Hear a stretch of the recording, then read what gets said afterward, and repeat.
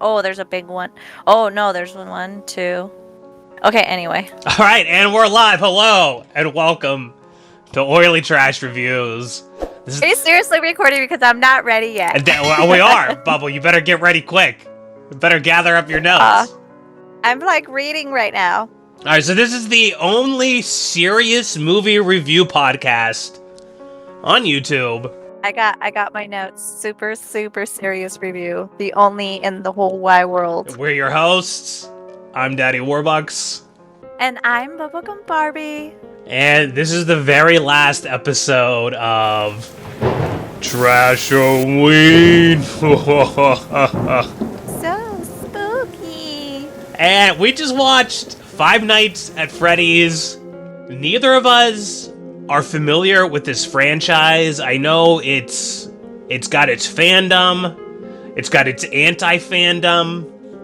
It's a pretty big IP, I guess. It's a video game series, finally making the jump to movies, kind of like Mario Brothers did back in the 90s. Yeah, you've not played this, right? I haven't played it at all, but I know of it because my cousin was really into it back when it was a video game, and he did play it, and he was obsessed. He was like this middle school kid who was just obsessed with it. Yeah, that's basically where I'm at. I've only heard of this just from like coming across it on the internet.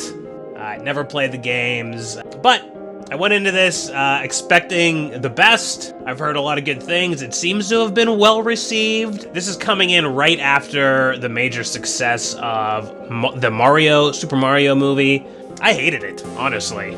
I loved it. So it's funny because I'm going into the lore of it. Going into the site that I went to, you get to see all the different art, which looks spooky and scary. And then there's two paragraphs, and the last sentence in this little paragraph here, it says, Five Nights at Freddy's runs deep and may be understandably overwhelming for somebody new to the franchise. So the lore may be overwhelming to us. We're talking about jumping into the lore of the franchise. This is a movie. This is very much a standalone piece of art, a piece of entertainment. It is, yeah. This may have, like I was telling you before we watched it, this may have Easter eggs. I'm assuming that's what the little balloon guy was that we don't understand. But, you know, being that this is intended for sort of a very general audience, this is Blumhouse, $20 million budget. I think you should be able to go into this, and it should be able to stand on its own without needing the lore and backstory of 5 to 10 games, however many games have come out since then. And it does seem like it's a whole package. I didn't feel like I didn't understand what was going on at any point from having... I don't feel like I lacked anything in the story from not having been familiar with the games. So I don't think that is the issue here. There is some Easter eggs. As the movie, in my opinion, I really liked it. I was scared. It was spooky. It was creative. It was fun. Yes, it was silly, but I was spooked. Like, I was telling War as I was watching this film that I saw my shadow and in my peripheral, and I was like, it's Freddy. So I liked it. Number one thing is that these are actually... At first I was talking horribly, saying, look at these have to be CGI. They look hideous. And then I really started looking at it. And I was like, wait a minute, this looks actually real. There's like a moment of silence when we're watching this. And then War says, are you sure? And I'm staring at it. So I was like, I don't know. I think I'm wrong here. So I look it up. And essentially in the movie, they are 100% real. They're puppeteers. And as soon as I read that, it was like a whole game changer. I freaking love it. The fact that these puppets are real is exciting. It excites me because they're the coolest puppets I've ever seen. When the entire movie started, I was like, this is my thing. I love this. This is my art. And I was just like a little girl, just really excited watching this film. It was awesome. Like, this is my kind of art that I'm really into. It's spooky and ugly but beautiful all at the same time. It was fun. All right, I honestly don't know any parts of this that I could say I liked. Whew, aside from, I did appreciate the practical animatronics, which we talk about all the time. That's a dying art. It's nice to see something that is this is a callback to the 80s. These are 80s animatronic puppets. Obviously, this is inspired by the Chuck E. Cheese musical show. If I think Chuck E. Cheese is still a thing, even I'm not 100% certain, but they might still be around. I don't know. I'm an adult. Chuck E. Cheese is a real thing, but the animatronics have been taken down. So Chuck E. Cheese has now been reimagined or Yeah, I think it's just like it might just be like an arcade now. Yeah, it's just an arcade and it's just a cartoon. So the Chuck E. Cheese guy still exists and it's still similar, but he's just this non-80s looking, just a cartoon rat. So it's like a Mickey Mouse now at this point. Kind of boring, and I hated it when they changed it. All right, well, so the things that I hated about this movie. One, I didn't like the bad guys. I didn't like the animatronics. Even though I just said I liked them because they were practical, I didn't think they were interesting. The bunny, the bear, and the chick were all extremely bland and generic as far as movie monsters go. The only one that was interesting was the fox pirate because it had, it kind of had like holes in it. It had an eye patch. It had a hook. And the little cupcake monster, which was, sort of interesting in its own right. The rest of them were just, again, they're just generic. In this movie, different characters were all essentially interchangeable. The chick and the bear, and like I can't even remember them. Honestly, they just blended together. Like you could have switched either of those around. What you needed was each of the bad robot characters needed to have like their own sort of gimmick. Like the one has a guitar. When it's chasing people down, it should be like, a guitar. A slang for guitar is an axe. Like maybe it uses the guitar as an actual axe and decapitates people or hits them, or I don't know. Maybe it shoots lightning bolts out of it. You've got the pirate with the hook. You could do a couple other ones that maybe had something interesting to sort of set them apart and make them unique. We didn't have that. Two, I felt like none of the plot threads were wrapped up. We had the evil Aunt Jane with her lawyer, and the lawyer just disappears from this movie. He up and vanishes, and Aunt Jane is just found dead in Mike Schmidt's home. But at the end of the movie, they're like in that home and everybody's fine and happy. Like, don't you have to explain why there's this dead woman that is your relative who was trying to sue you in court that is now murdered dead on your own living room floor? So no conclusions for 90% of what's going on in this movie. Third, and finally, it wasn't scary.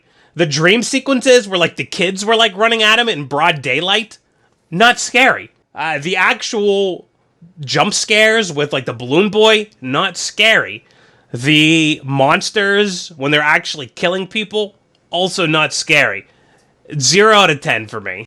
I completely, somewhat agree with you about, I would say 25% of it. I know that as we were watching this that you mentioned that the PG-13 is really killing this movie, which I completely understand. Five Nights at Freddy has a huge children fan base, and kids love this. And I think because it is a Mario movie, and they went in that like, hey, there's a possibility kids want to see this movie, and in order to watch it, it has to be filmed in this way. I also disagree with the fact that you can't recognize the animatronics, which is Freddy, Bonnie, Chica, and Foxy, which I think were so great, and I could tell like who's who. I loved it because it was more of an aesthetic costume type feel to it, which is, again, it's a video game, and I wouldn't want to change the characters because they probably were this way due to the video game, and I think they went in with that hoping. I haven't played the video game, so I'm thinking that it was similar to it.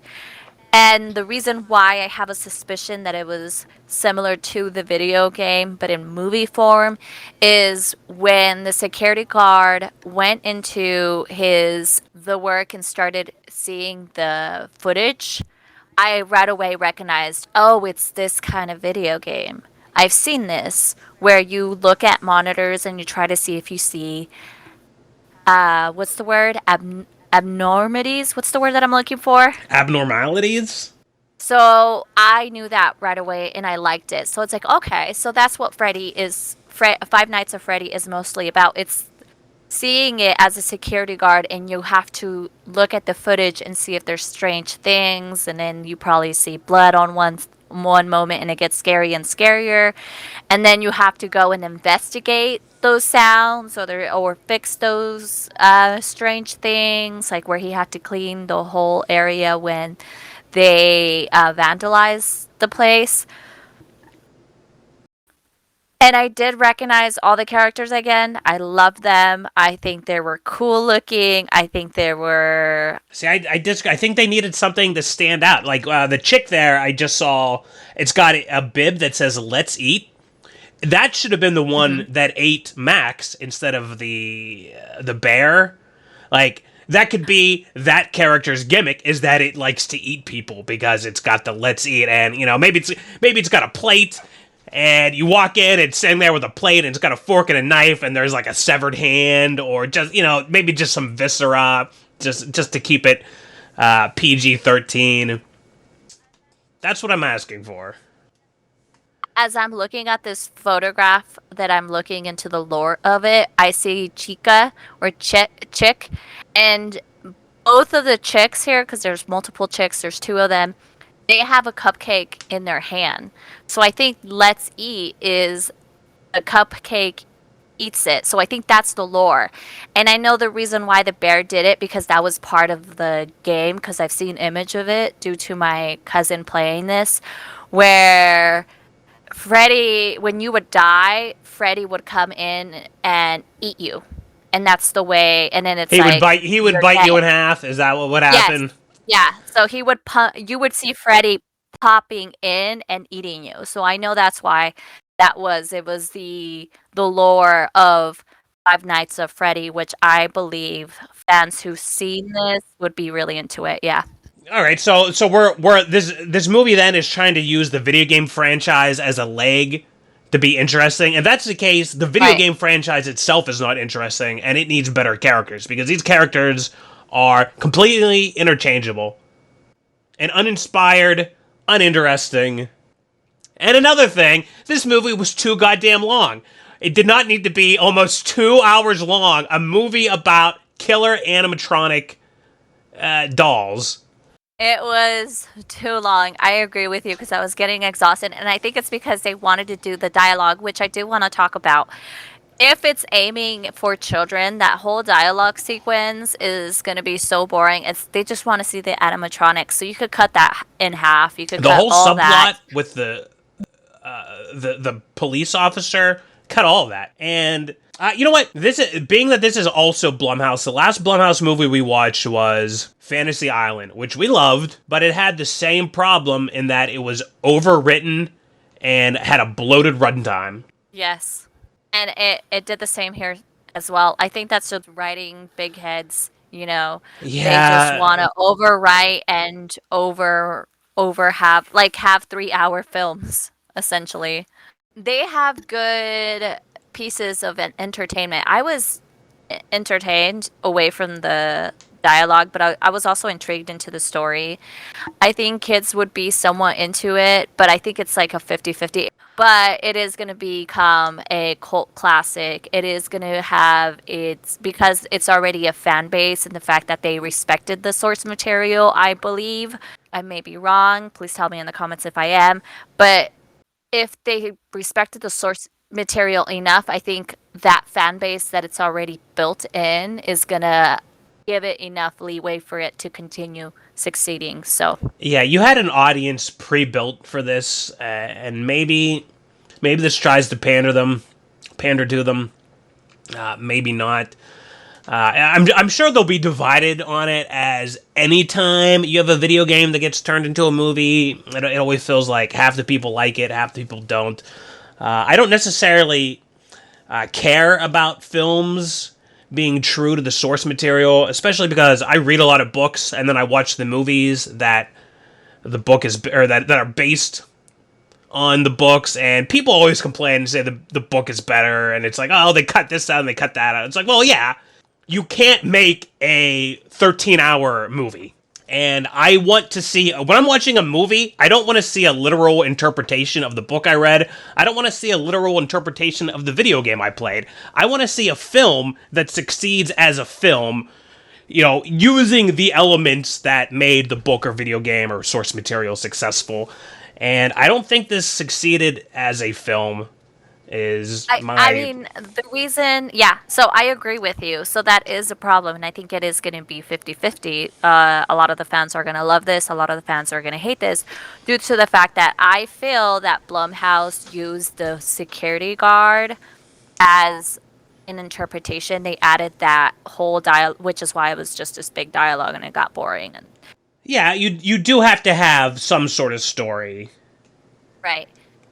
Which I think was kind of boring. It was like the fact that we didn't get we got invested in the story, and we have no idea what happened to the brother. Oh, he killed him. He said I killed your brother, and now I'm going to kill you. Right, he killed him, but like, why is he not there with the kids? Yeah.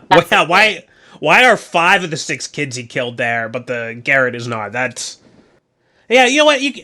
Here's some changes I would have done. I would have had Garrett be one of the stuffed animals, and when the movie ends, he literally, Mike brings the stuffed animal home, and then they just have this super creepy stuffed animal with a decaying corpse of his brother living with them, and that's like their life now.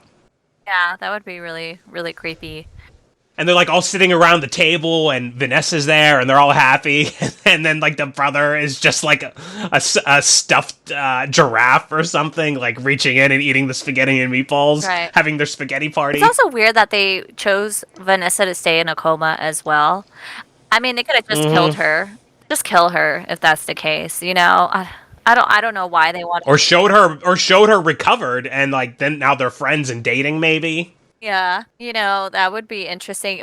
I also have a suspicion that there's a possibility that they might want to see how this goes. This is like a test for Blumhouse, and if so, they want to leave it open in case if they could make a sequel. And I think that's my suspicion. If it does well, and if it gets their money back, which is, who knows, it's a coin toss here at this point. Maybe we'll get a sequel, and I think that might be it. Five Nights at Freddy's 10, Freddy in Space. Yes, which they did have that in the video game. Are you kidding me? I'm not kidding you. I was looking, and in the wiki, there's Freddy in Space one. So Jesus. Yeah. Well, that's like the joke that Friday the 13th went to space, and then there was Leprechaun in space as well. And I think Hellraiser went to space. I'll tell you what. You know what? I do want to give props to the one scene that was ripped off entirely from the Velociraptor scene in the kitchen at Jurassic Park, where she's crouched behind the arcade machines, and Foxy is sort of stalking through the darkened arcade room with his hook. And that was shot great. That was framed great. It obviously wasn't as executed as well as Steven Spielberg did it when, they're like, she should have been dashing from one set piece to another during that scene. But then, like, when she sinks into the ball pit, a la Paul Blart Mall Cop, I love that part too. So I really hated this movie, but it did at least have one good part. I think it's gonna grow on you. I really did like this movie. I like the scene where the babysitter goes through, like the whole invasion when they break in, that whole Uh-huh. story, that was cool. Why they did it, you're right, like it never went back to that. It's like they went missing and no one even heard of them. And I think I was going to tell you, like, maybe the reason why they didn't investigate is because it's like this cop corruption, where they just don't report it and nothing gets done, Well, right? she Vanessa literally could have been covering up for her father. Exactly. So And that's I guess that. that's the possibility that she might have done, but you still have missing bodies. And then one thing that I found really strange about this film as well. Oh yes, I do want to go back to the beginning saying I hated the teacher because she sounded like like she had a PhD, but she's a kindergarten teacher. When she was mentioning a bunch of like Yeah, your she was being sister. Miss Exposition Yeah, essentially. she sounded like a PhD. It's like, okay, you're a kindergarten teacher. There's no way. There's no way. So that annoyed me. I hated that part. Well, Cut that that part that too. existed just to set up The the payoff of drawing. her drawing. Like I said like as soon as that happened, I'm like, okay, obviously something's gonna happen with her drawing, and like that ended up saving the day. But you could have done it without the teacher. You could have had. Oh, and then after the trauma, she's like, "Oh, what have you done?" She's like, "Your sister is the best." Like it was so stupid. She's doing so well. And like you said, you're like, "Oh yeah, you just need to expose your sister to trauma so that she seems normal or something like that."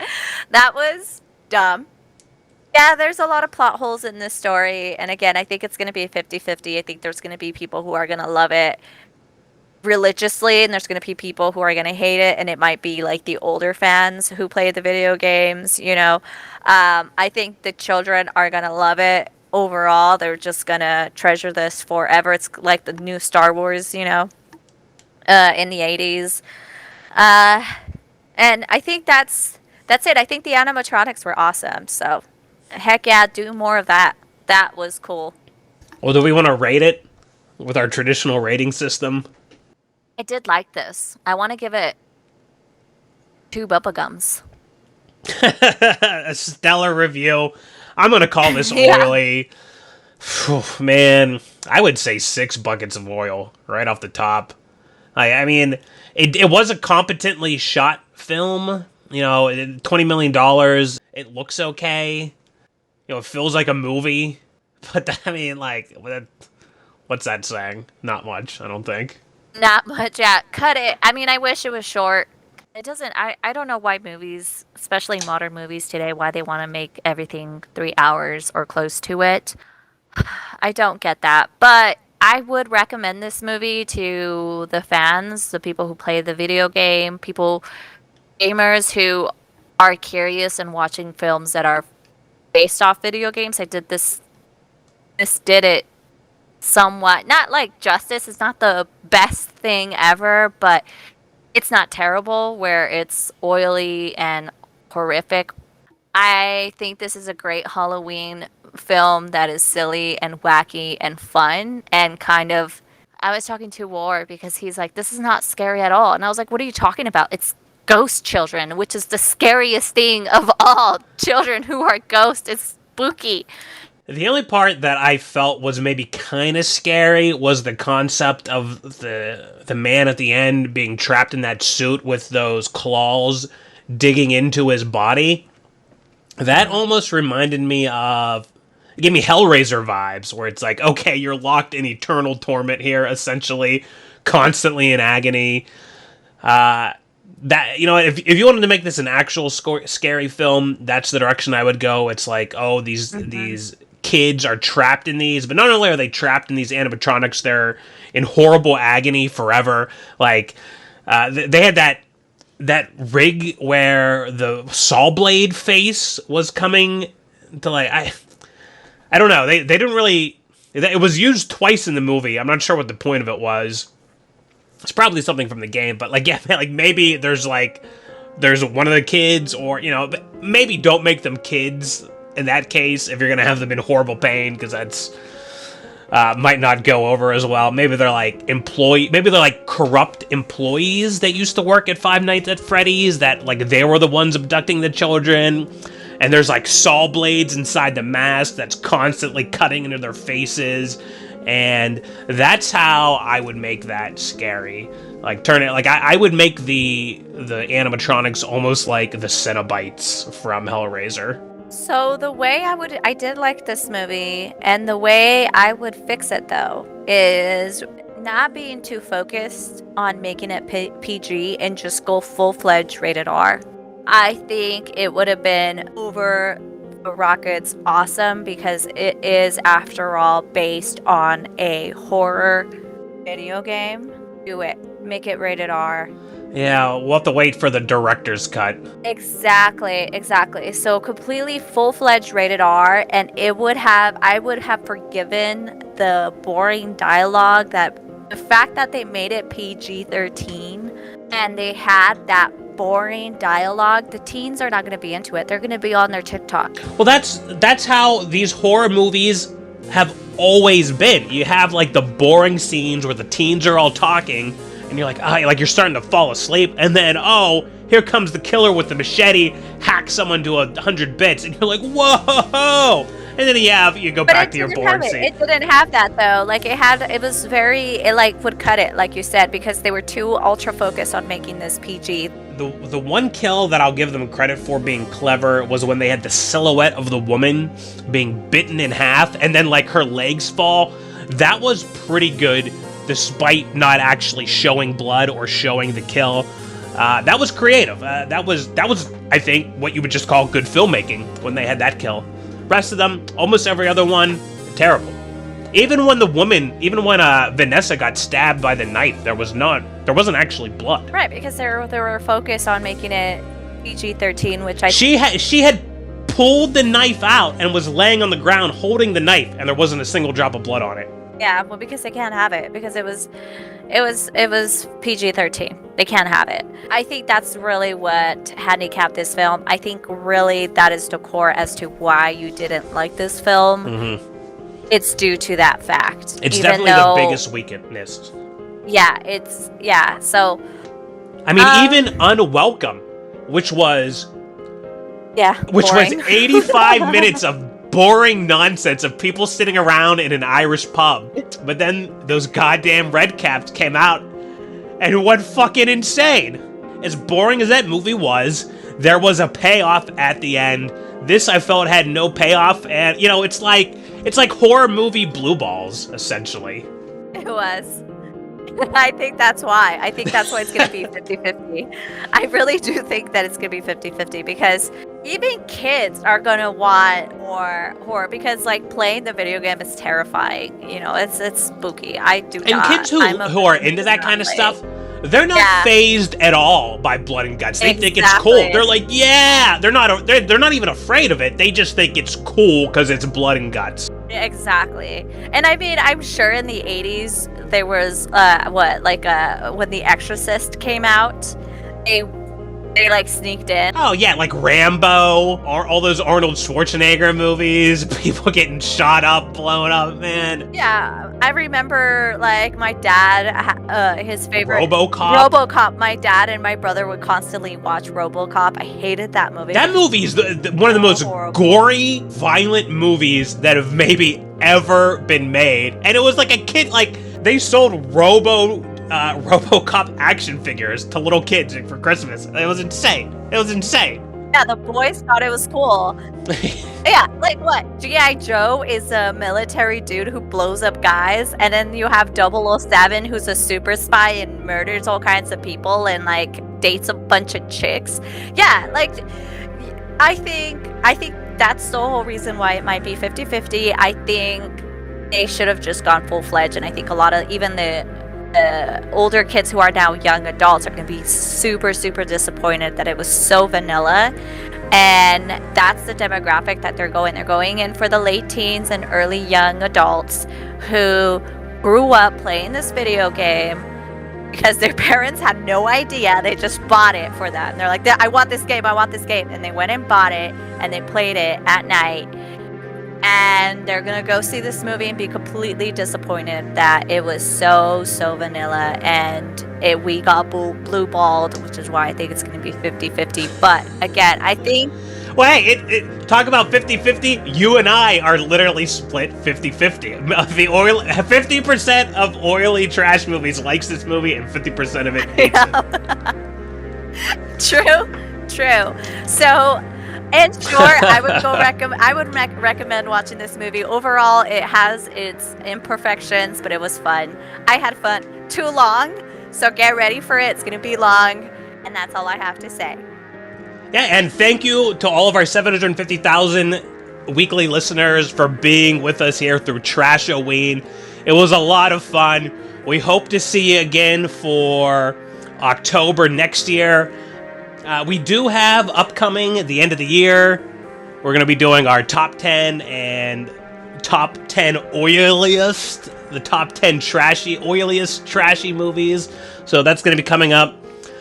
We've got our oily trash movies feature presentation debuting early 2024. So that's something to look forward to. And yeah, thank you, our audience. You're the true winners. True. You guys are the true winners here. I really appreciate you guys listening to our very sophisticated, serious review. All right, take care, comb your hair. And remember to mace directly in that yellow bunny's face. Bye!